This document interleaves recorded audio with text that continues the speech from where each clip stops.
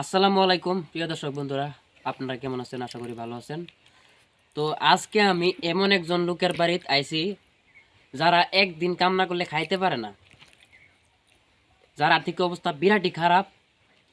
আরও ছোটোবেলা থেকে দাদা একজনের আশা ছিল যে একটা বড় গায়ক হইতো, একটা গান গাওয়া সিঙ্গার হইতো, তো স্বপ্নটা পুরা করতে পারি নাই। আর মানে পরিবারের আর্থিক অবস্থা অতটাই খারাপ যে মানে একদিন কাজ না করলে, কাজে না গেলে পরিবার চলে না। তো আজকে প্রথমে দাদার কাছ থেকে একটা গান শুনবো, আর দাদার আর্থিক অবস্থার বিষয়ে আমরা জানবো।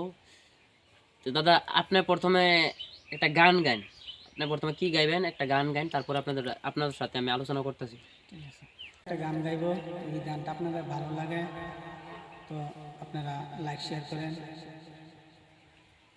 এটাই আপনাদের তরফ থেকে,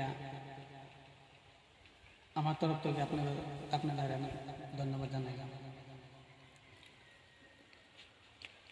এই দুনিয়ার কত পাগল, এই দুনিয়ার কত পাগল, কারো ধারে না, ধারে না, নিজে পাগল হইতে পারলাম না, দুঃখ সহে না, নিজে পাগল হইতে পারলাম না।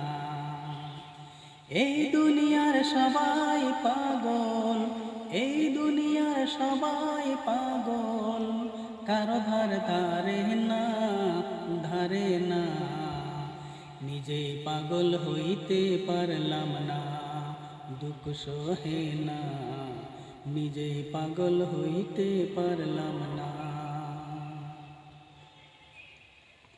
ওর মানুষে দুঃখ দিলে দুঃখ মনে হয় না, আপন মানুষ দুঃখ দিলে কলিজা মানায় না। ওর মানুষে দুঃখ দিলে দুঃখ মনে হয় না, আপন মানুষ দুঃখ দিলে কলিজা মানায় না। কাটার আঘাত সইতে পারি, কাটার আঘাত সইতে পারি, ফুলের আঘাত সহে না, সহে না, নিজে পাগল হইতে পারলাম না, দুঃখ সহে না, নিজে পাগল হইতে পারলাম না। এই দুনিয়ার সবাই পাগল, এই দুনিয়ার সবাই পাগল, কারো ধারে না, ধারে না, নিজে পাগল হইতে পারলাম না, দুঃখ সহে না, নিজে পাগল হইতে পারলাম না।